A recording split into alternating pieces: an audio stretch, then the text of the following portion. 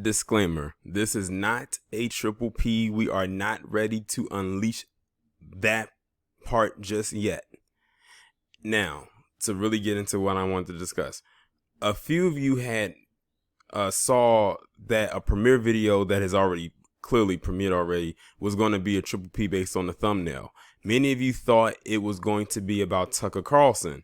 And I'm sitting here saying to myself, why would it be about Tucker Carlson unless something came up and I'm not aware of it?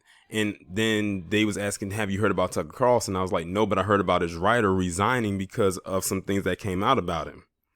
And that's when I decided to do my due diligence and just type his name into the Google search on that particular day, which is June 14th. And when I typed it in, numerous articles came up where it was stating that Tucker Carlson is taking a quote unquote vacation. What have I told y'all about those vacations? And what happens when they take those vacations? The same thing happened with Bill O'Wifebeater. He took a vacation and he ended up getting fired. And a few others, but he's the one that always comes to mind when it comes to the vacation.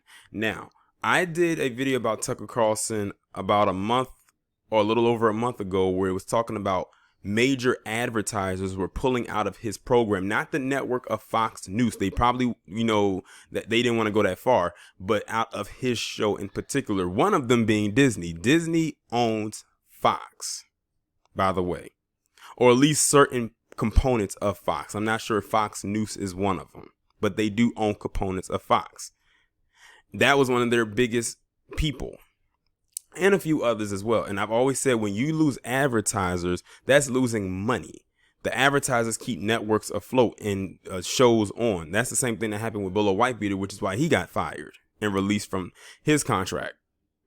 Now, the reasoning they're saying that he is taking his quote unquote vacation is because of what recently came out about Blake Neff, which is the writer who resigned from Tucker Carlson.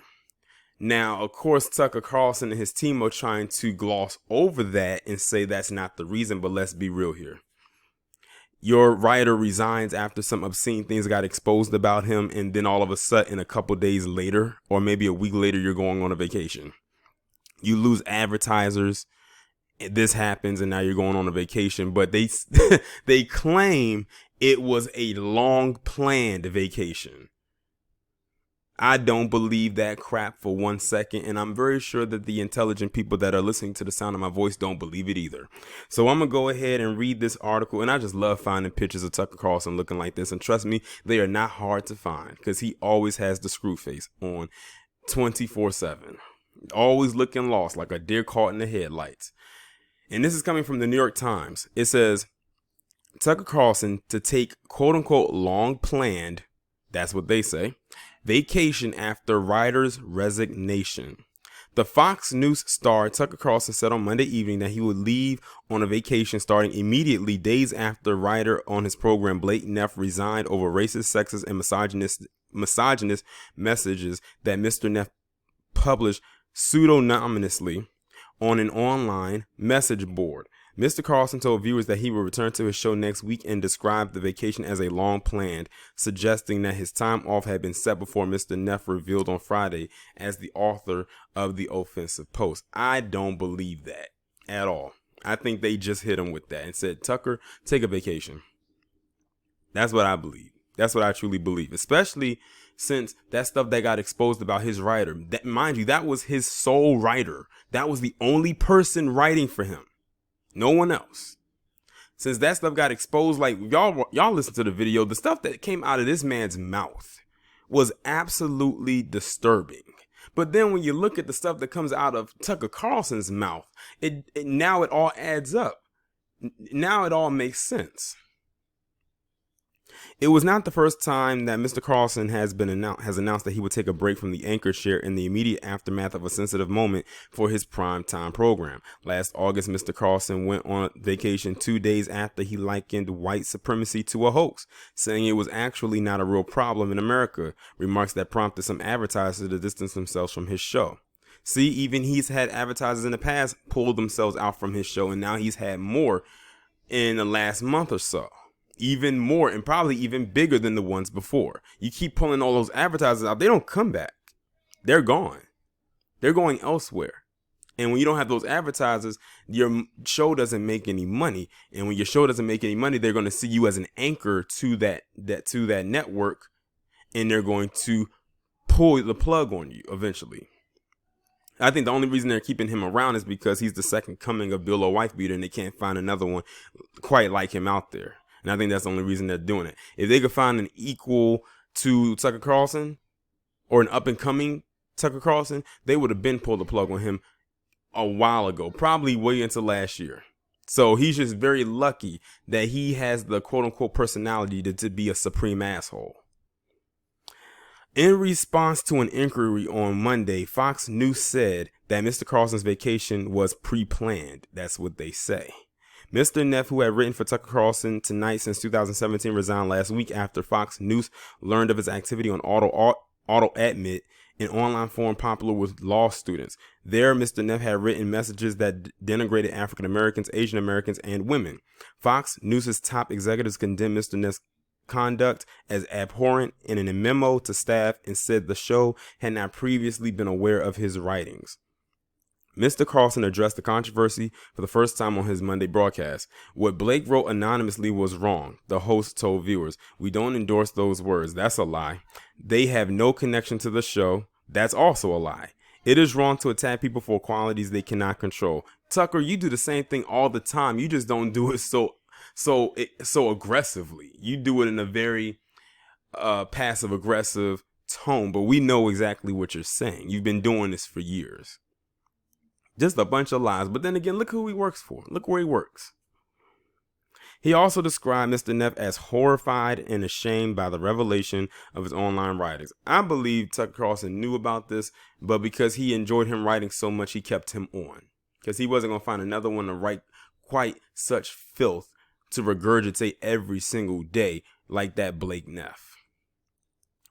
Tucker Carlson, who has used his platform to denounce the so-called cancel culture that he says stymies free speech, appended a somewhat defiant note. He said that Mr. Neff has paid a very heavy price for his behavior, but we should also point out the ghouls now beating the chest in triumph at the destruction of a young man, that self-righteousness also has its cost. So there you go. So this completely negates what he just said. He tried to denounce what he said, but then you're now defending him.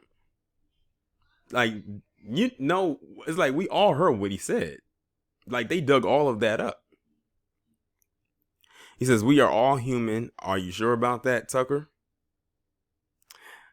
He says, when we pretend we are holy, we are lying. When we pose as blameless in order to hurt other people, we are committing the gravest sin of all, and we will be punished for it. There's no question.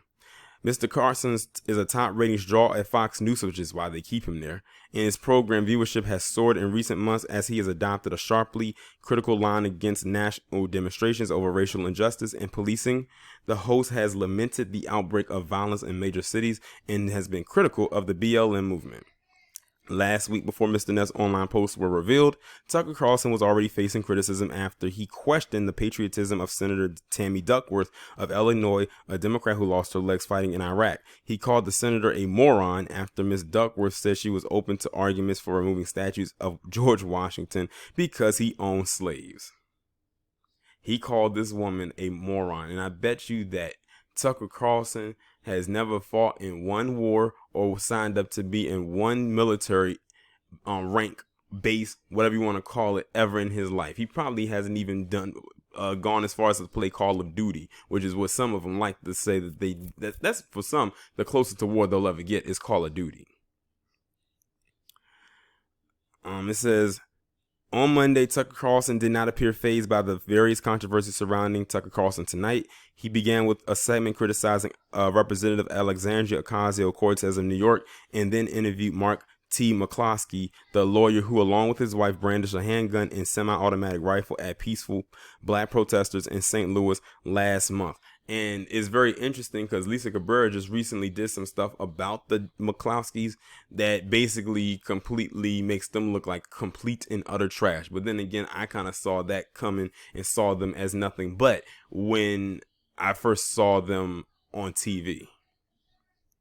The impact of the outside criticism seems more pronounced during the commercial breaks. Many large sponsors have removed their ads from Mr. Carlson's program in recent weeks, and his most prolific advertiser on Monday was MyPillow, the pro-Trump betting company. At the end of the broadcast, Mr. Carlson told viewers that he planned to spend the next 4 days trout fishing.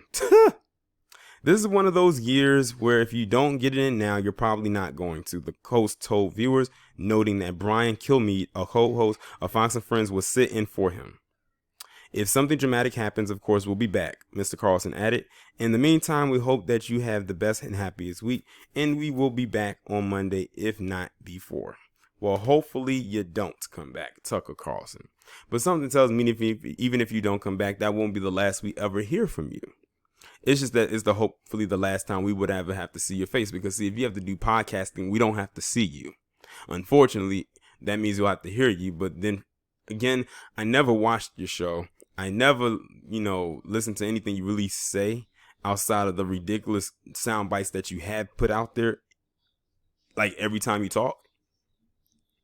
But we're going to keep our eye on this one. We're going to cross our fingers because I think that time is slowly upon us for the dwindling down as far as Tucker Carlson is, as far as his time goes over at Fox News.